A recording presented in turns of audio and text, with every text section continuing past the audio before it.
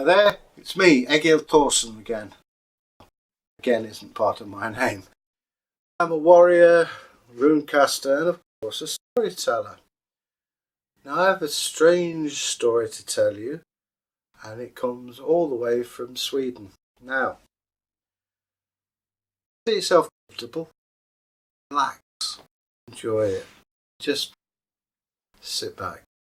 Now, how many times have we done jobs? I know there's jobs in everyday life that we don't like doing, whether it's ironing clothes or sweeping up or cooking dinner. Yeah, everybody's got their own personal dislike. How great would it be if, when you went to sleep, jobs that you didn't like next morning? This is a story of such a time. There was an elderly couple that had a small farm, and they had horses. Like farmers, they loved their horses. Kept them well. Except for they didn't. They'd be out using the horse to plough land, as horses are, very good, very reliable. The old man would just take the harness off, go in for his dinner. Well, he'd have a wash first. And when he came next morning, the horse had been combed, the barn had been tidied up, the horses fed. You know, my dear, said to his wife, I'm really impressed with that. It's a Tomte. Now, Tomte's a bit like a gnome from what I can gather. Very useful thing to have. I'd like to pay him back. He's done so much good work for us, so efficiently. Well, mind you don't upset him, my dear, said the farmer's wife. I won't. What do you suggest we do?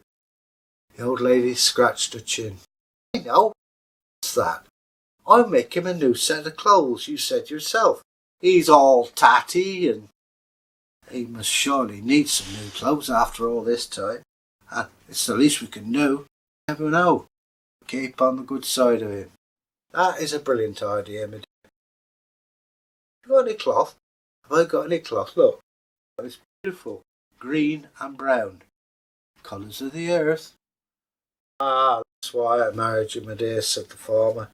And my dowry. Anyway, I'll get cracking on that and you do something useful, which is okay. So it happened. The lady stitched by a rushlight as she did the most beautiful work. After all, she wanted to impress the Tomte. Sure enough, next morning, the horses were clean, they were brushed. And I thought, that is some Tomte. I really do appreciate that. So, got the little coat, the little trousers, there was a little hat, because he was little, hence everything was little. And they laid it out. I thought, I'm going to watch this guy. So he did his day's work as usual, put the horse in there, and he hid behind a pile of hay. And he waited and waited, and the little man appeared. Oh, horsey, horsey. And he brushed the horse, cleaned it, gave the horse water and food. Then he looked. He stood back with his hands on his hips. Well, what be all this? Said Tomte. Beautiful green with brown velvet. I should look the right gentleman in that. Oh, and a sweet hat trimmed with brown fur. And sure enough, he shed the clothes, put on the new ones. My, oh my, don't I look the gentleman? Aye, too good now for this job. I'll move on and find another man's house. And he skipped away. And they never saw the Tomte again. So they say, no good deed goes unpunished. And in this case, poor old farmer had to do his own work. Maybe there's a moral in there. I don't know. I'll leave that one to you.